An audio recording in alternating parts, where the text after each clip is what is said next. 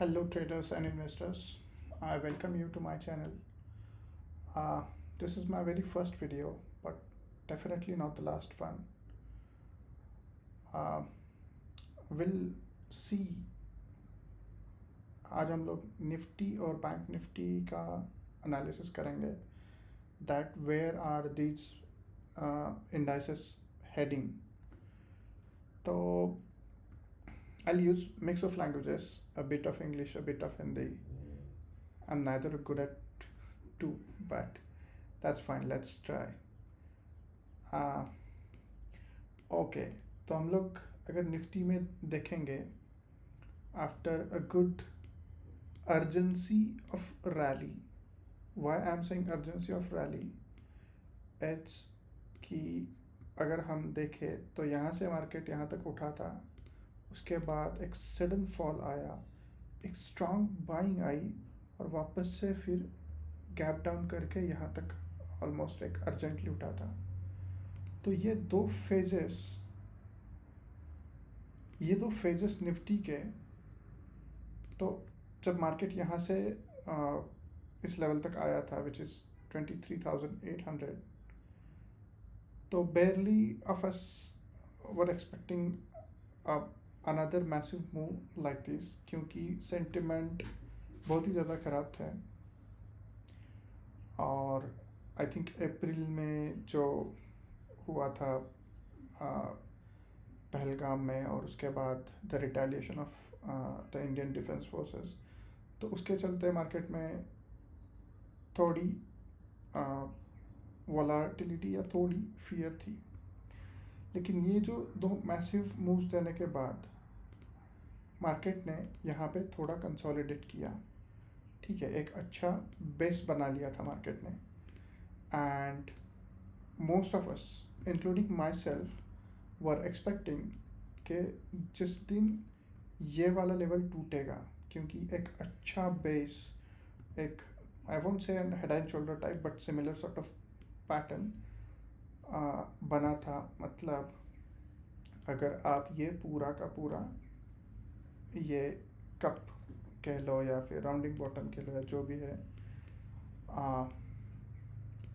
ये जो बना था, तो I was expecting a good decent rally till the lifetime high, at least the till lifetime high, which is 26,200. लेकिन I don't know बीच में क्या हुआ, सडनली एक इस ब्रेकआउट के बाद ये वाला तो एक एक्सपेक्टेड मूव था। ये जो एक दिन में मार्केट 1.21% बड़ा था अच्छे से। तो I was super bullish, I would say कि मार्केट अब सीधा जाके यहाँ पे रुकेगा, which is life time high, मतलब यहाँ पे कुछ तो रेजिस्टेंस लेगा। But I had forgot this gap which has actually turned out to be a great resistance. Then this gap will definitely again act as a strong resistance. तो ये तो बात हुई पहले वाले की, यहाँ तक हम पहुँचे कैसे, निफ्टी यहाँ तक पहुँची कैसे after all this downside, then एक urgent attempt of rally, then consolidation, then another breakout on the upside.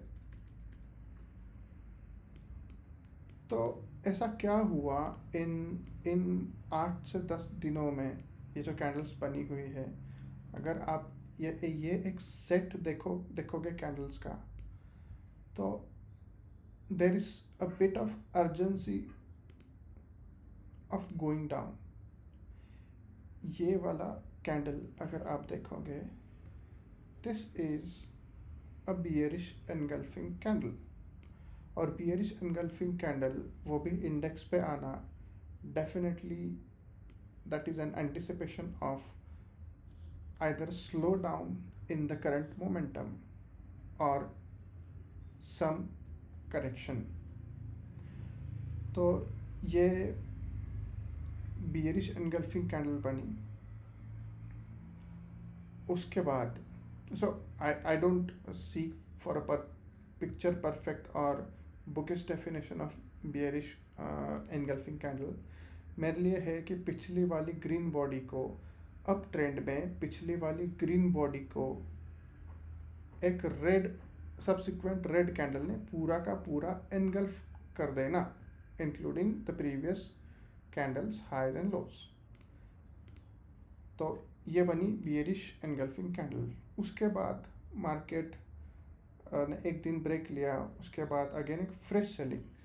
तो इस कैंडल का अगर हम लोग बात करें तो कैंडल यहाँ पे खुली है और यहाँ तक नीचे आई है, which again engulfs the previous candle. इन्हीं दो कैंडल में I was convinced that something is cooking. फिर भी ठीक था, ये वाला सपोर्ट बाद में बना। I was not expecting the Nifty will cross these supports, which is 25,348, but अभी कहानी अलग हो चुकी है completely. In the set of this last 7-8 candles, daily candles, most of the 80% of the candles are selling candles, are clearly selling candles, are clearly selling candles, 1 2 3 4 और ये 5। ये जो 5th कैंडल के साथ निफ्टी ने क्लोज दिया है कल, पहले तो ये गैप डाउन हुई, market attempted to revert back, लेकिन sellers were overpowered, so they pushed market down, breaking the earlier resistance which could act as a support। उसको भी मार्केट ने रिस्पेक्ट नहीं किया, और ये वाली candle is not a good sign in the market. I am just being practical, nobody expects markets to go down, right? But ये वाली candle is not a good sign. Market gap down खुले, previous candle का close था यहाँ पे, market खुला यहाँ पे, it attempted to go up, लेकिन सेलिंग प्रेशर आने के बाद it was forced to cross the open of the day और फिर नीचे आके क्लोज हुआ। अभी मोर पिक्चर अगर इसके बारे में और ज़्यादा क्लैरिटी चाहिए तो हमें देखनी पड़ेगी इसकी weekly candles. And look at this, ये रेड कैंडल एक मैसिव अच्छे सॉलिड ब्रेकआउट के बाद निफ्टी ने एक थोड़ा ब्रेक लिया, लेकिन सब्सिक्वेंट कैंडल सस्टेन नहीं कर पाया। This is weekly close below the previous resistance और the current support we can say. तो this is not the good sign. तो ऐसा नहीं कि मार्केट क्रैश होगा, या ऐसा भी नहीं है कि मार्केट यहाँ से रिवर्स मारेगा। There are 2 possibilities. एक तो मार्केट यहाँ पे टाइम पास करेगा, market is seeking some sort of clarity. I had heard the news about some trade deal with US, Europe, and I don't know, some sort of that. I don't use news to make a judgment on markets. Market themselves are capable enough to discount any upcoming good or bad news. So 30th जून से in fact ये जो bearish engulfing के बाद ही थोड़ा weakness दिखना शुरू हो गया था। तो अभी आगे क्या, व्हाट इज़ नेक्स्ट, मार्केट क्या कर सकता है यहाँ से? तो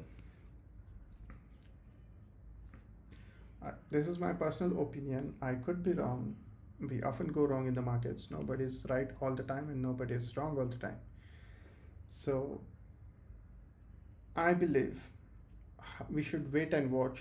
We should not, if we are playing on the long side, we should not be building our positions so aggressively. No leverage. Let the market settle down. अगली direction क्या है मार्केट को खुद को डिसाइड कर देनी चाहिए। we should let the market decide its next move, and then we can plan out further trades. तो अगर ये वाली कैंडल देखो जो गैप डाउन होके नीचे आती है, this same thing has happened here. मतलब of course that was an extreme top of the market, but still see, gap down, ऊपर जाने का अटेम्प्ट, नीचे गैप डाउन, ऊपर जाने का अटेम्प्ट, नीचे गैप डाउन, ऊपर जाने का अटेम्प्ट और नीचे, crunching the crucial levels on the charts. So I don't think this is a good sign. My personal take would be not building positions aggressively. जहाँ पे मार्केट में स्ट्रेंथ है, जहाँ पे स्ट्रॉन्ग सेक्टर्स जो ज़्यादा नहीं गिर रहे, जो स्टॉक्स जो ज़्यादा नहीं गिर रहे और शायद ब्रेकआउट भी कर रहे हैं, उनके ऊपर फोकस करो, कम पोजीशन साइज के साथ ट्रेड करो. For the investors I would say कि ये एक प्राइमरी जो इसका अप ट्रेंड है, एक up trend, this is this is the this is a pullback in a large primary uptrend. तो डेफिनेटली यहाँ पे थोड़ी बहुत वैल्यू बाइंग इस जोन में की जा सकती है, right, if the market fails there, which is more likely, क्योंकि इतने सारे अच्छी रैली के बाद थोड़ा कूल डाउन होना, अगले मूव के लिए प्रिपेयर करना, इसके लिए मार्केट्स नीड्स टू हैव इसीलिए market needs to have some more buying power, more thrust, which definitely the long term buyers or long term investors must be seeking to buy in this zone. So मैं current अपना support लेके चल रहा हूँ, sorry, मैं current अपना support लेके चल रहा हूँ, which is this level, which is रफली 25,000 वी कैन से. तो करंटली मेरा support, so this is my current, I'm considering this as the crucial support. जब तक मार्केट यहाँ से गिरे भी और जब तक मार्केट इसके ऊपर है 25,000 के, I consider the primary trend is intact. अगर मार्केट यहाँ तक आता है तो definitely there would be a lot of buyers that would come in unless there's some terrible global news, and I'm not really expecting anything to go wrong. At least now we have, I think in 2025 we have seen enough. So let's see how it goes. Thank you so much. अगर आपको, if you like what I have said in this video, please please like the video, and yeah, thank you so much. Have a great weekend ahead, guys. Thank you.